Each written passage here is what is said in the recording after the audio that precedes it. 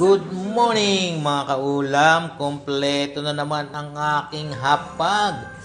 May gulay, may sabaw at may taba. Ay, unahin natin dito mga kaulam. Meron tayong pork giniling. Meron din tayong ginataang langka galing sa kabundukan ng Kamagong. Mayroon tayong humba. May sabaw tayong bangos na sinigang. Ay, ubos na kaagad ito. Kita nyo naman, umuusok-usok pa.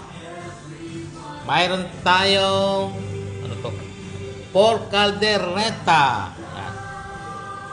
Pork caldereta at mayroon din tayong pork chop na may barbecue sauce. Mayroon tayong binagoongan. Dadalawang order na to. Mayroon tayong ukoy. Oy, nako, sarap nito, malotong. At mayroon tayong pangkontra sa karne. Mariguso o ampalaya sa malayong lugar. Mayroon din tayong adobo, paborito ko nung aking bata pa. At mayroon din tayong menudo.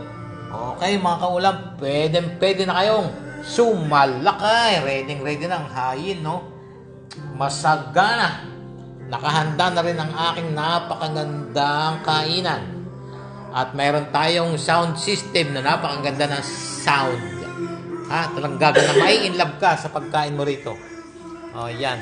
Samantalang dito, sa kapaligiran ng aking kainan ay napakasaya. Tahimik na tahimik, payapa.